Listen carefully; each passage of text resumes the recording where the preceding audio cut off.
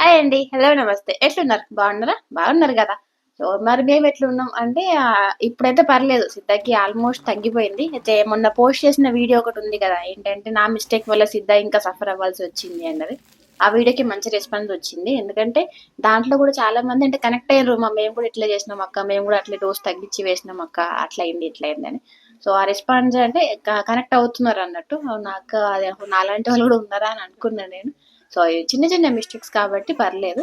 So అసలు ఇప్పుడు సిద్ధ హెల్త్ అప్డేట్ ఏంటి అని అంటే, సిద్ధ ఈ స్టేబుల్ నో అంటే మంచి యాక్టివ్ అయిపోయిండు. ఆల్మోస్ట్ ఒక 90% తగ్గిపోయింది వాడికి. కాకపోతే ఒక 2 days బ్యాక్ అదే దగ్గు వస్తుందని తీసుకెళ్ళినాక ఆ మందులతో పాటు నెబులైజర్ కూడా వాడమని చెప్పిండు. నేను ఒకసారి నెబులైజర్ గురించి షార్ట్ పెట్టినప్పుడు చాలా రకాల కామెంట్స్ వచ్చినాయి నాకు. అంటే పిల్లలకి నెబులైజర్ పెట్టొద్దు అని ఒకటి, లేదంటే వాళ్ళకి పెడితే మాస్క్ యూజ్ చేయొద్దు, మాస్క్ వల్ల ఎఫెక్ట్ అవుతుంది అని ఇంకొకటి, లేకపోతే అసలు మనం పెట్టకూడదు, ఇంట్లో అసలు కొనుక్కొని పెట్టుకోవద్దు, హాస్పిటల్లో డాక్టర్లు మాత్రమే పెట్టాలి, అది అదైనా వాళ్ళు ఆక్సిజన్ సపోర్ట్తోనే ఇస్తారు అంతే తప్ప సపరేట్గా ఓన్లీ నెబులైజర్ అయితే ఇవ్వరు, అట్లా ప్రాబ్లం అవుతుందని చాలా రకాల కామెంట్స్ చేసిండ్రు.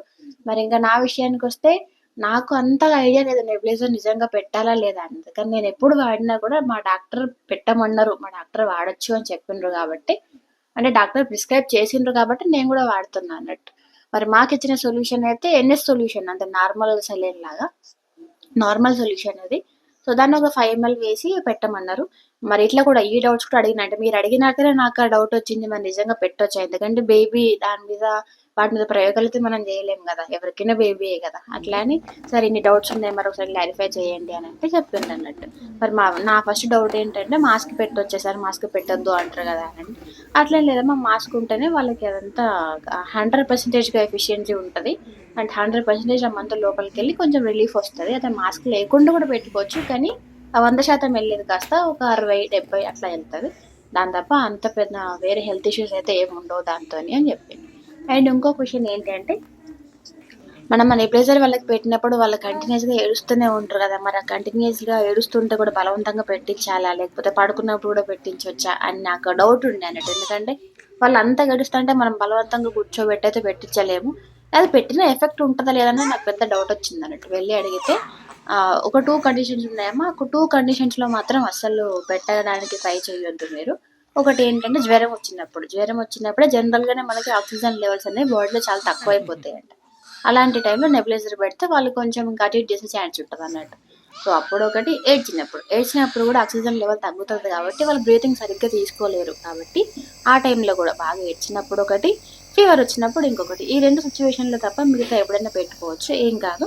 మీరు పడుకొని కూడా పెట్టుకోవచ్చు వాడికి, అంటే మొత్తం 100% వెళ్ళే దగ్గర ఇంకా తక్కువ వెళ్తా ఉంటుంది. ఎందుకంటే పడుకున్నప్పుడు బ్రీతింగ్ కొంచెం తక్కువగా తీసుకుంటారు కదా, లేస్తున్నది అంటే యాక్టివిటీస్ చేస్తున్నప్పుడు దానికన్నా పడుకొని ఉన్నప్పుడు వాళ్ళ బ్రీతింగ్ కొంచెం తక్కువగా ఉంటుంది కాబట్టి కొంచెం తక్కువగా మంది వెళ్తుంది అంతే తప్ప మొత్తమే ఏడుస్తలేడు, మొత్తమే సపోర్ట్ చేస్తలేడు, బాగా ఏడుస్తాడంటే సరే పడుకున్నప్పుడు పెట్టేసేయండి, ఏం కాదు అని చెప్పాను. సో ఇవి నా డౌట్స్ అన్నట్టు. సో ఇట్లో అట్లా వేసి సిద్ధ పడుకున్నప్పుడు లేకపోతే పాలిస్తున్నప్పుడు ఇచ్చి మొత్తానికి అయితే క్యూర్ అయితే చేసుకున్నాం. ఇప్పుడు యాక్టివ్గా ఉన్నాడు. కానీ ఈ దగ్గు ఏంటో కానీ, ఈ దగ్గు ఎందుకు వచ్చిందో వాడికి తెలియదు. కానీ వచ్చినప్పటి నుండి ఒక్క ముద్ద కూడా లోపల పెట్టట్లేదు. ఉగ్గు అయితే మొత్తం అసలు ఉమ్మేస్తున్నాడు బయటికి, కనీసం నోటి దగ్గరికి తీసుకురానిస్తలేదు.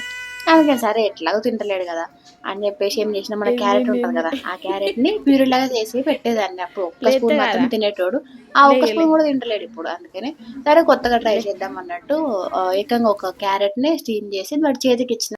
అసలు ఏం తినట్లేడు, మనకి క్యారెట్ అయినా కనీసం స్టీమ్ చేసి ఇస్తే పట్టుకోడైనా ఏమన్నా అటు ఇటు చేస్తాడా అని ట్రై చేసిన. ఈ రంధ్రాలు అందుకే ఉన్నాయి, అంటే పొట్టుతో ఇట్లా మనం ఒకసారి కూర్చుంటే ఈజీగా లోపలికి వెళ్ళిందంటే అది మంచిగా వాడికి తినగలిగే అంత స్టీమ్ అయింది అని అర్థం. మరి బాబు గారు తినరో అని, ఎందుకంటే అసలు చేసి పెడితే ఇది వేస్ట్ అవుతుంది తప్ప తినట్లేడు. So will try. ఏనను ఏదో సిద్ధబాబు పట్టుకో.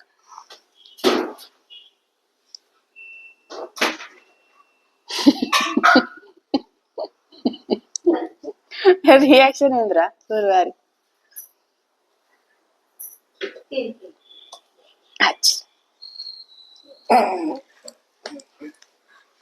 మన అమ్మ వాళ్ళ టైంలో ఇప్పటికే వాళ్ళకి మంచి అన్నం మెత్తగా విసికి పెట్టేటోళ్ళట. మా బాబు గారికి పెడితే తూ అన్నట్టు ఉంచుతాడు, దాన్ని అస్సలు తీసుకోవట్లేడు, అస్సలు తినట్లేడు. అందుకే కనీసం పెద్ద పెద్ద చంక్స్ లో అయినా అలవాటు చేద్దాం అన్నట్టు ఇది చిన్న ప్రయత్నం మాత్రమే. మంచిగా నాకుతున్నావా కొరుకుతున్నావా చిన్నము? సో అది సంగతి నెబులైజర్ గురించి నాకు తెలిసిన డౌట్, మీరు అడిగిన డౌట్లు అండ్ నేను అడిగిన ఇంకో డౌట్ని కూడా మీకు ఆల్రెడీ చెప్పేసిన. సో అది దాని మీద, అండ్ దాని మీద మీకు ఏమైనా కమెంట్స్ సపరేట్గా ఉంటే, అంటే మీకు ఇంకేమైనా డౌట్స్ ఉంటే ఒకసారి నాకు చెప్పండి. నాకు తెలిస్తేనేమో నేను క్లారిఫై చేస్తాను, లేదంటే మళ్ళీ డాక్టర్ని కూడా అడుగుదాం అనండి, ఎందుకంటే మన పిల్లల విషయం మనమే చూసుకోవాలి. సో ఇది సంగతి. అట్లా మొత్తానికి కొత్తగా నేర్చుకున్నాడు, కొత్తగా అంటే కొత్తగా కాదు, ఆల్రెడీ ఒక 7-8 days అవుతుందేమో ఇట్లా దా అని పిలవగానే దా దా దా అని పిలుస్తున్నాడు క్యూట్గా. సో భలే ఉంటాయి కదా వీళ్ళ యాక్షన్స్. సరే మరి ఇవాళకైతే ఇంతే వీడియో. సో నెక్స్ట్ వీడియోలో మళ్ళీ కలుద్దాం మరి. బాయ్.